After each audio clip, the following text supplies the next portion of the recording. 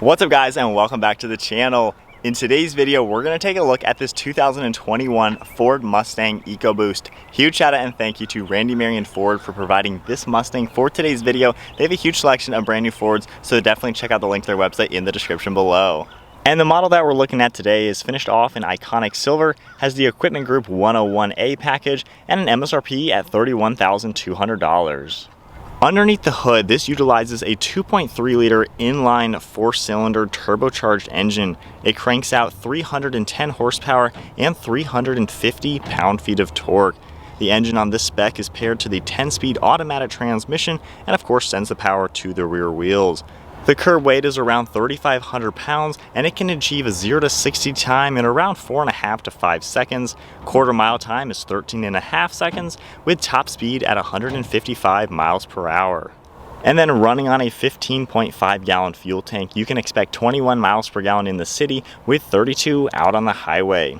The overall length is 188.5 inches with a wheelbase at 107.1. Height is 54.3 and width is 75.4 inches. And this Mustang utilizes ventilated disc brakes up front and solid rear discs in back. If we take a look at the styling with the 2021 Ford Mustang, you can see the chrome pony logo right in the center of the upper grille. The entire grille surround is finished off in a satin black. There's a large opening to provide cooling to the intercooler as well as the radiator. And then in the lower portion of the bumper, we get another opening for more cooling. It's also finished off in that same plastic design. There is a nice front splitter that protrudes forwards a few inches just to add to the aggression, and it's finished off in the same color. On the farthest sides of the bumper, there's a functional opening to allow air to enter through the bumper and pass out around the front tires.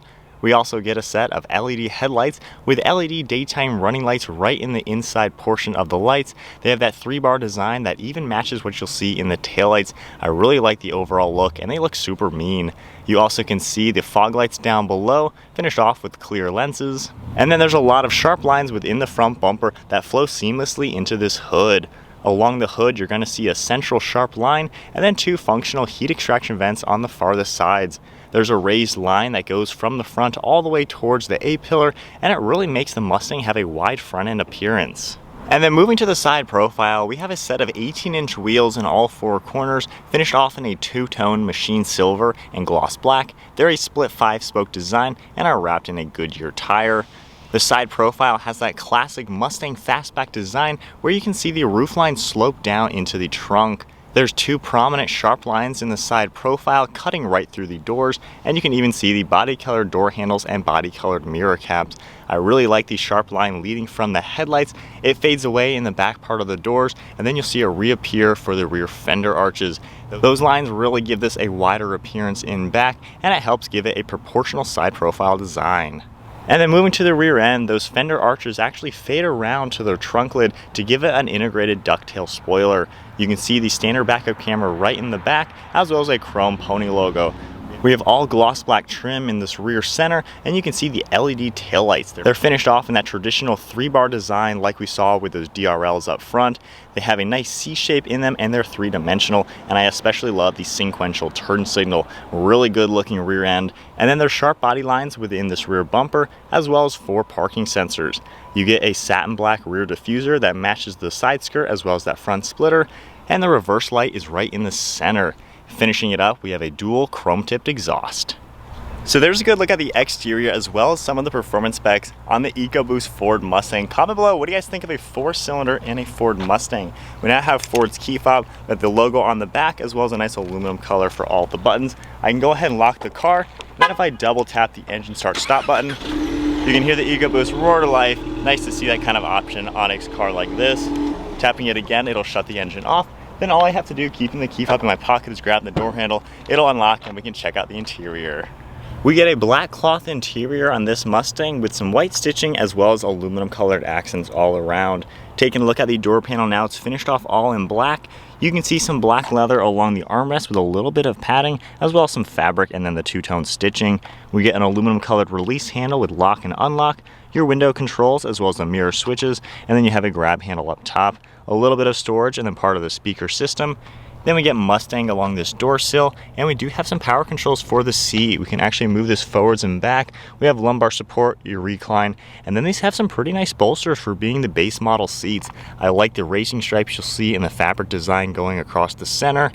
Making our way all the way up, you can see Mustang written out, all the white stitching, and pretty good bolsters all around.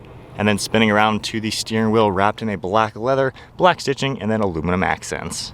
And then now inside, keeping my foot on the brake, we can go ahead and fire it up.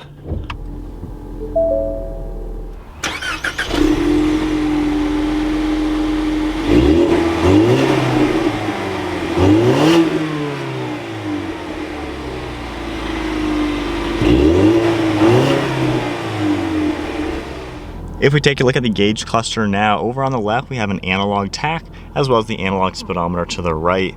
Right in the center we do get an LCD screen, and you can control that using the controls on the right side of the steering wheel.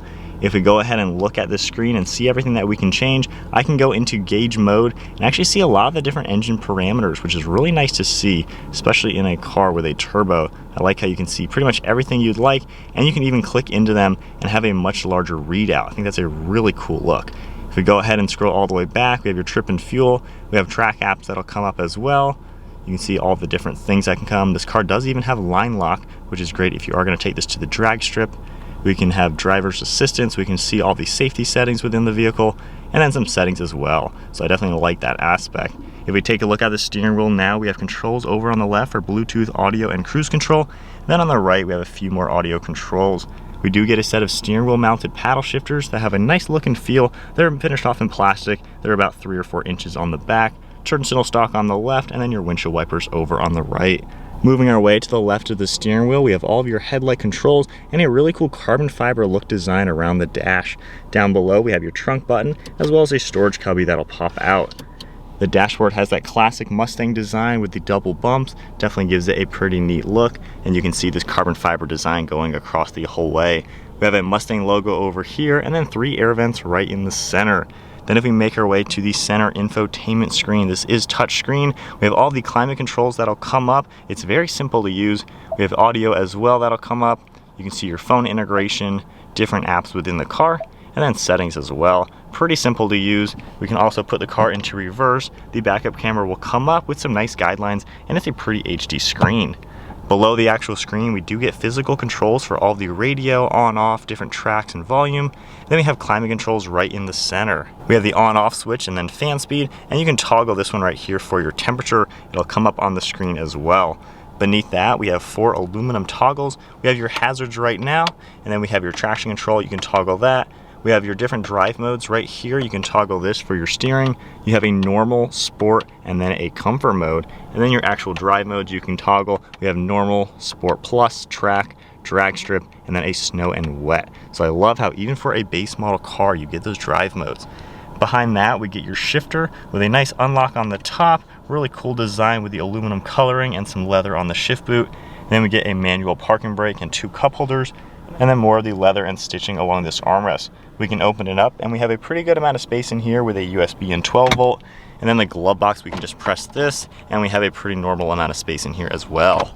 And then one last look at the interior of this Mustang EcoBoost. Pretty simple in here, and even though it is a base model, it's actually very nicely appointed. I think the cloth seats look very nice, and you have a pretty good layout with some modern technology. The Mustang is a 4-seat car, and there is a latch on the backside of this front seat to get it out of the way. You do get 2 bucket seats back here with the same fabric design that we saw up front with the racing stripes in the center. You can see how large the bolsters are, and you do get some white stitching. And then now sitting in the back of the Mustang, I do have the driver's seat set at my height, and I'm 5'11", and I made it a little bit less reclined than normal. I am sitting back here. You do kind of have not the most headroom. You have to tilt it a little bit or put it forward to have your head straighter. My knees do fit back here with a little bit of a cutout behind these seats. If this was set back, I'd have to have my knees a little bit wider. But nonetheless, for a 4-seater, a 2-door sports car, it is pretty practical back here. And then I can easily grab the lever and get the seat out of my way and climb out. To take a look at the trunk space, you can double tap on the key fob, use the one on the interior, or there is a button on the rear bumper. We can press that and it lifts open. We have a pretty good amount of space in the back of a Mustang. You can see how flat the load floor is, and there even is a cutout on the back sides of the wheel arches. The seats do fold down, And with them folded down nice and flat, you can see just how much more storage space we'll have in the back of this car. Taking a look at them from this angle, they fold nice and flat, and the opening to the trunk is pretty large to actually fit some large items in this car. Alright guys, so we are setting off now in the EcoBoost Mustang. This is more of a base model car, but we still do get some nice amenities. I especially like how we have the touchscreen display. So if we get everything comfortable, you do get tilting and telescoping on the steering wheel and quite a lot of maneuvers for the seat to really make this car pretty comfortable for I think a lot of different body types. We're just in the normal basic driving mode, which is actually sport mode. That's the base mode right here. We're gonna get up to go and see what it's like. So just in automatic, we'll let the car do the work. Wow, that was just quarter throttle, just getting up into some traffic. The turbo engine is pretty peppy, wow. That's actually pretty nice. You know, I'm not really expecting this car to be that quick feeling, but even just in automatic, that is pretty impressive. So if I toggle the paddle shifter and then use the shifters, we can also up it into the track mode, and we'll go ahead and put the steering into the sport mode. I like the sound you get from the engine as well. It actually has a little bit of a beefy tone to it. The paddles are decently responsive. I wouldn't say they're as good as some other automatics I've seen, but that's actually pretty nice.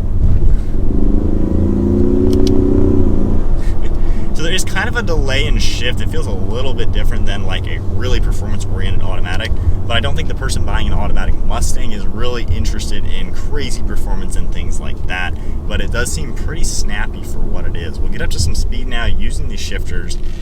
The brakes do a good job. Steering is pretty tight as well. Not a bad blend, I think, for this car. So in first gear, second, not too bad.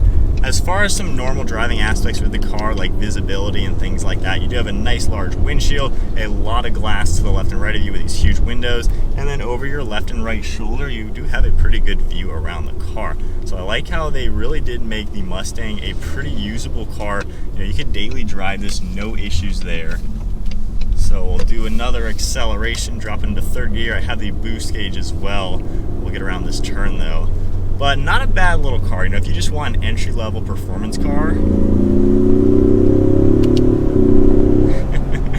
not bad at all. And I've seen in other EcoBoost videos that we've filmed, owners really like these. You know, not everybody wants to spend $40,000 or $50,000 on the GT Mustang, you know, get full leather interior, all that kind of thing. But if you do want a fun, sporty car, really good gas mileage, and a ton of cargo space, this is a car to consider. And the fact that you can even get it cheaper if you opt for the manual transmission, which in my opinion is a heck of a lot more fun. I think that EcoBoost really does serve a great part of the market.